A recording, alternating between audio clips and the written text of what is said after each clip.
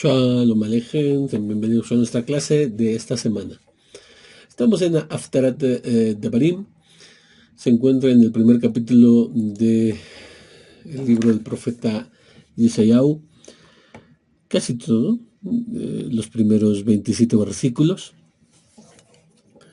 Y bueno, voy a abordar lo que dice Yeshayahu 1:22, lo cual dice: tu plata se ha vuelto en escoria, tu vino está adulterado con agua. Este versículo forma parte del severo reproche que el profeta dirige a Jerusalén. Apenas un versículo antes exclamaba con un profundo dolor. Decía en el versículo 21, ¿cómo se ha convertido en ramera la ciudad de Fiel? No es casualidad que este lamento comience con la palabra Eja, que es normalmente traducido como ¿cómo? De ese cómo se ha convertido, la primera palabra es en hebreo Eja. Pues nuestros sabios observaron que tres grandes profetas anunciaron al pueblo de Israel, le pronunciaron profecías con esa expresión en tres momentos decisivos de su historia. Eso se encuentra en el Midrash, ¿sí? Y dice, paso a leer el Shimoni, que dice: Moshe vio a Israel en su grandeza y tranquilidad. Moshe lo vio en su grandeza y tranquilidad y dijo: ¿cómo podré yo solo soportar esta carga? Eso está escrito en Devarim 1:12. Perdón, vamos a hacer un pequeño paréntesis para ir explicando, ¿verdad? Esa cita está en Devarim 1:12 y empieza también como Eja. Continúa el Midrash. Yeshayahu los vio en su corrupción y dijo: ¿cómo se ha convertido en ramera la ciudad fiel? Abro paréntesis. Está citando Yeshayahu 1:21 y dicho versículo también empieza con la palabra Eja, ¿sí? Que se traduce ahí como ¿cómo? Continúa el Midrash. Irmiyahu los vio en su humillación y dijo: ¿cómo permanece solitaria la ciudad? Abro paréntesis, ahí está citando Eja 1:1, que como su nombre lo dice es Megilat Eja. Déjenme leerlo hasta aquí sin agregados, solamente lo que dice el Midrash, ¿sí? Moshe vio a Israel en su grandeza y tranquilidad y dijo: ¿cómo podré yo solo soportar esta carga? Yeshayahu los vio en su corrupción y dijo: ¿cómo se ha convertido en ramera la ciudad fiel? Y Irmiyahu dijo: los vio en su humillación y expuso cómo permanecerá solitaria la ciudad. Continúa el Midrash. Las tres expresiones describen un mismo hasta ahí el Midrash, perdón. Estas tres expresiones de Eja, estos tres versículos, estas exclamaciones, describen un mismo proceso espiritual. La nación, el pueblo de Israel, pasó de la plenitud que vivió en los días de Moshe, ¿sí?, al deterioro moral que está escrito en Yeshayahu, cuando se le dice cómo se ha convertido en ramera la ciudad fiel, que fue fiel en un momento y ahora se ha convertido en una ramera. Entonces, el lado de la fidelidad lo viven con Moshe, con altibajos, sí, es cierto, pero la nación, como nación, la mayoría siempre se mantuvo fiel. Ya en el tiempo de Yeshayahu no se puede decir eso. En realidad, la mayoría del pueblo se descarrió y solo unos cuantos permanecieron fieles, que se voltea la situación. sea, hay un deterioro moral, por eso le describe que esa ciudad se había convertido en ramera, aunque en su inicio fue fiel. Y finalmente, ya después de ese deterioro moral, en el tiempo de la destrucción, cuando Irmiyahu Hanabí ve todos los estragos, los sufrimientos que caen sobre Israel, todo este exilio, entonces pronuncia cómo permanece solitaria la gran ciudad. Y todo lo que es Megilateja. Bueno, la caída de Jerusalén no comenzó en sí con el derrumbe de sus casas, sus palacios, el incendio de sus murallas y la destrucción del Sagrado Templo. En realidad, empezó mucho antes, cuando la corrupción penetró el corazón del pueblo, cuando la corrupción llegó hasta los estratos inimaginables en el pueblo. Con ese trasfondo debe entenderse la afirmación de nuestro versículo con el cual iniciamos, capítulo 1, versículo 22, que a la letra dice: tu plata se ha vuelto escoria, tu vino está adulterado con agua. Irmiyahu Hanabí no está describiendo únicamente un fenómeno económico, sino está describiendo más bien una degradación moral.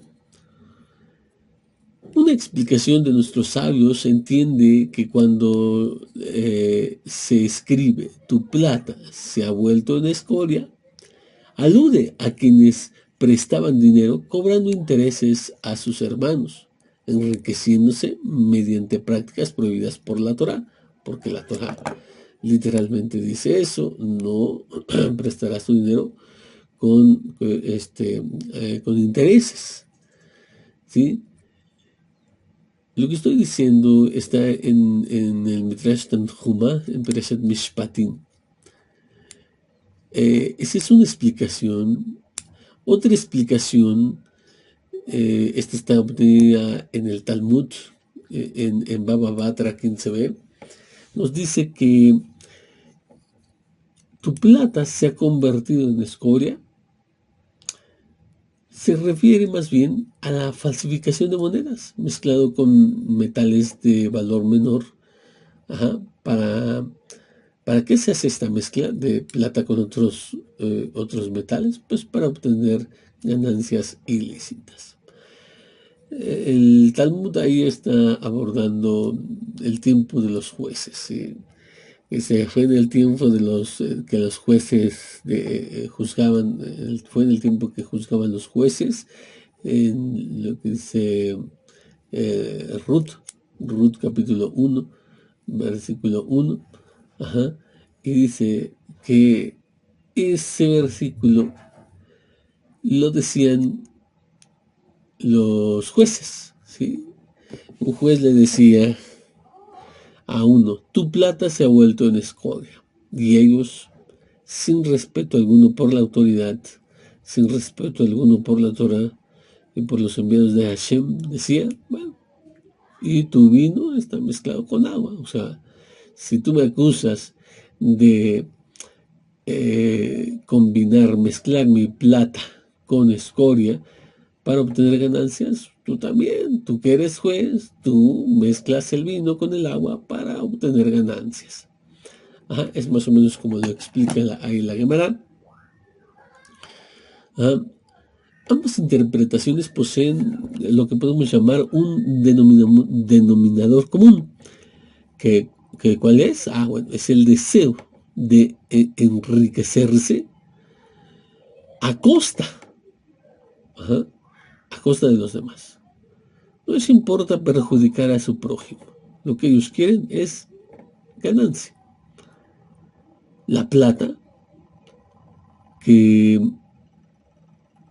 es por decirse el símbolo de la honestidad en las relaciones comerciales, si era plata bien pesada, plata pura, ahora había sido mezclada con escoria. Aquello que debían aspirar, ajá, en ser rectos en las transacciones,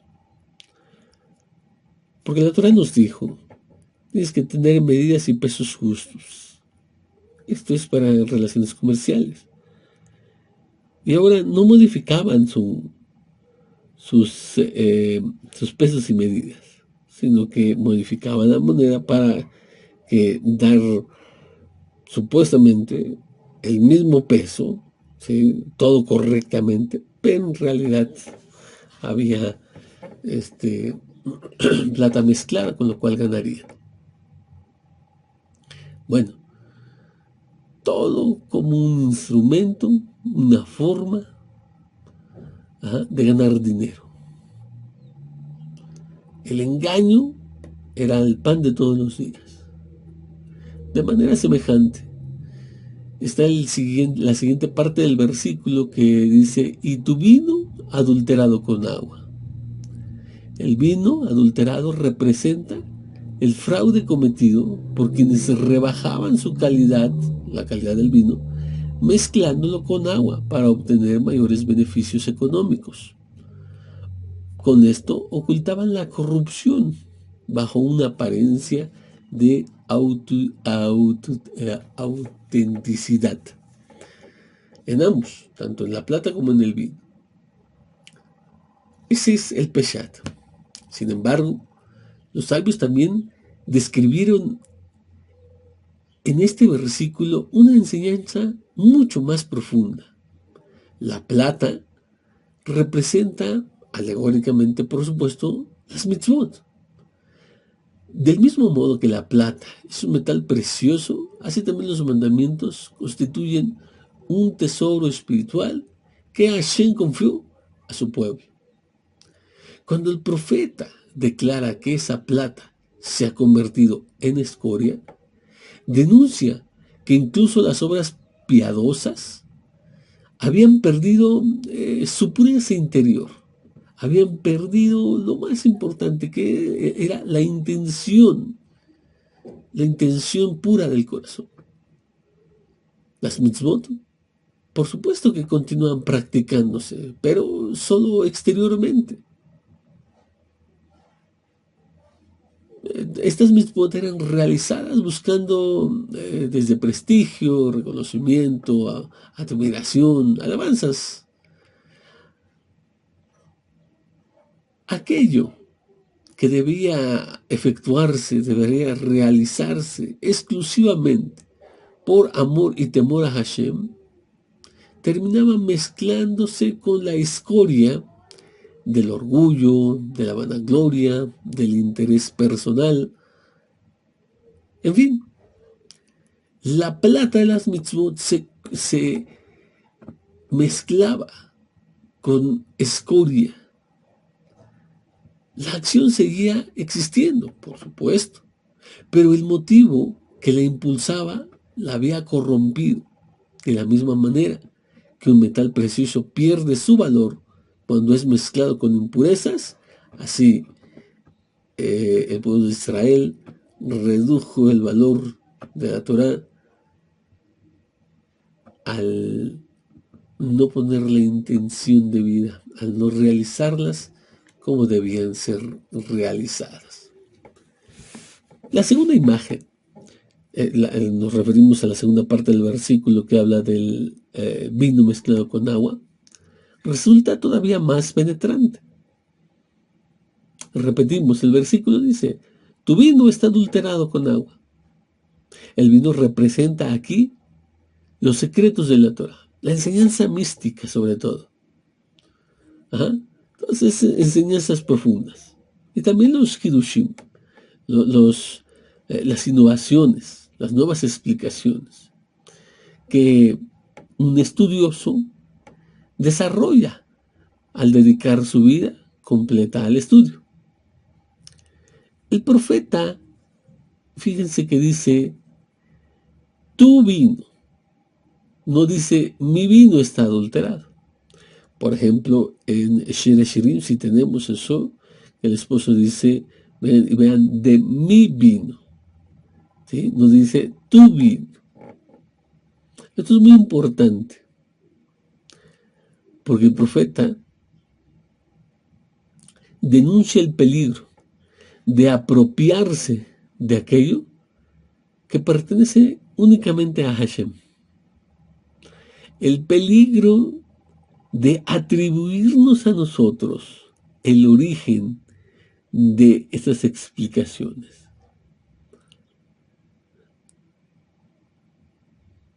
El estudioso empieza entonces a considerar que sus hidushim, sus interpretaciones novedosas, como producción propia, atribuyéndose la profundidad de sus enseñanzas, atribuyéndose a sí mismo la inteligencia, que en realidad es un don concebido por el Creador. Así lo decimos en la Midá. Poco a poco, el vino deja de ser el vino de la Torá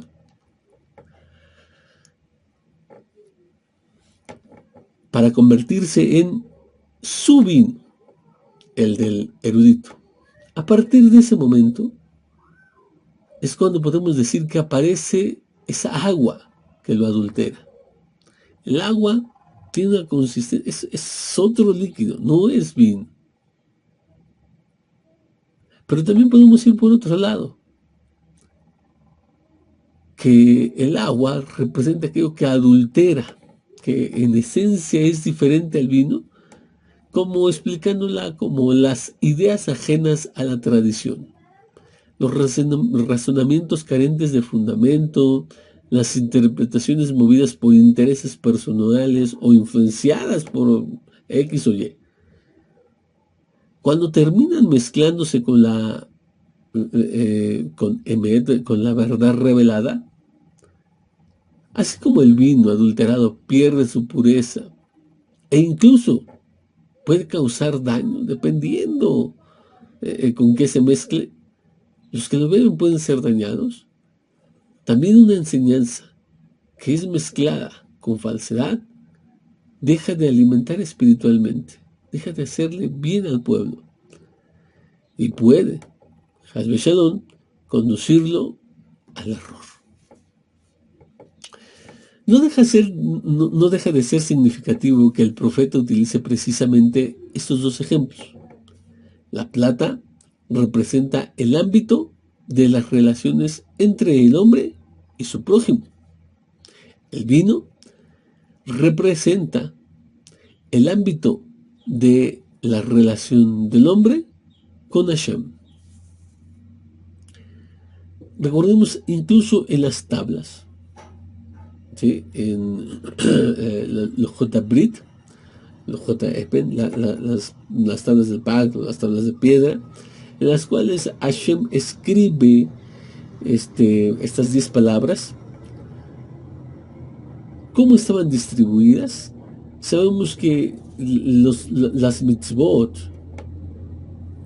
las mitzvot que corresponden a Ben Adán Lejaberó, las que son respecto al hombre y su prójimo, estaban de un lado. Y las mitzvot, que son en el ámbito de Ben Adán Lamakom, entre el hombre y Hashem, estaban del otro lado. Porque de hecho, todas las mitzvot se pueden clasificar de esta manera. Hay diferentes formas de clasificar. Una de ellas es esta, ¿no? Las que son relacionados entre el hombre y su prójimo, y otras que son entre el hombre y Hashem. De ese modo, Yeshayahu denuncia que la corrupción había alcanzado tanto en la vida cotidiana como en la vida espiritual. Se había adulterado la conducta comercial al la falsificación, contaminar la plata con escoria.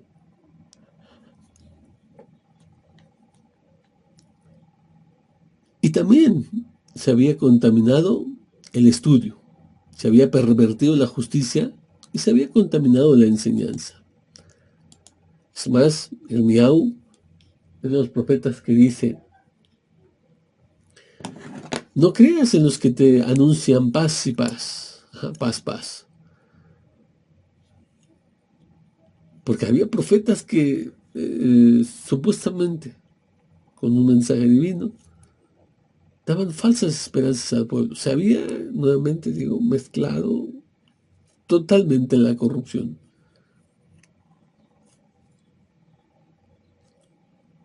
La decadencia de una sociedad nunca empieza únicamente en los tribunales o en los mercados. Comienza cuando los valores espirituales también dejan de conservar su pureza. Durante estos días de introspección, cuando leemos estas Haftarot de reprensión, que conducen al recuerdo de la destrucción de Jerusalén y del Bet HaMikdash, Irmiyahu Anabí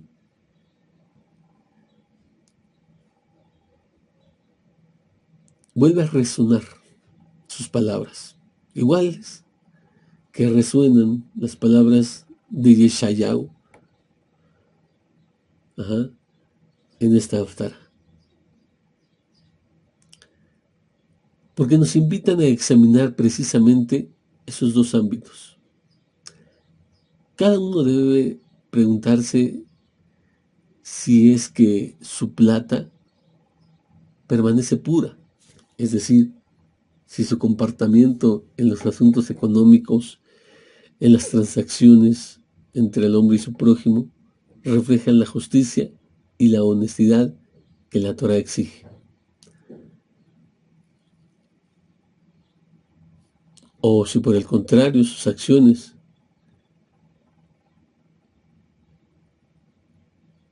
están siendo como esa plata contaminada, medio engañoso para tener un poco más de ganancia. El Talmud nos dice que después de 120 años de vida, llegaremos ante el tribunal celestial. La primera de las preguntas que se nos hacen ahí es,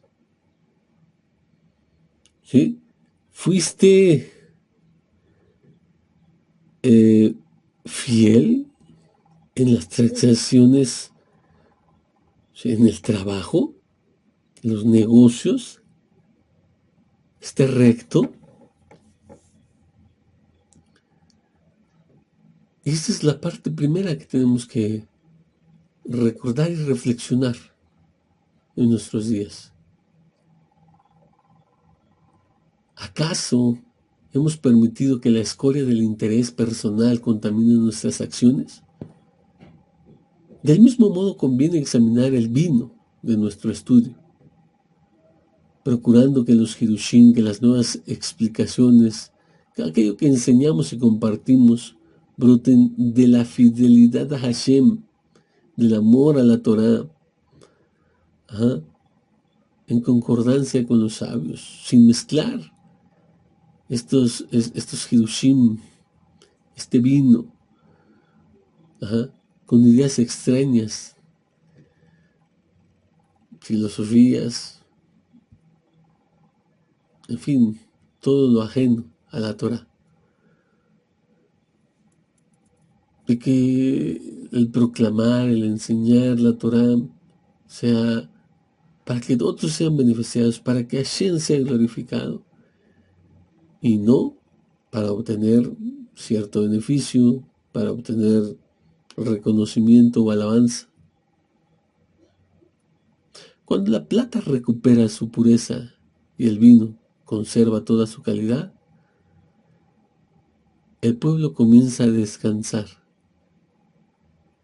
en las manos de Hashem.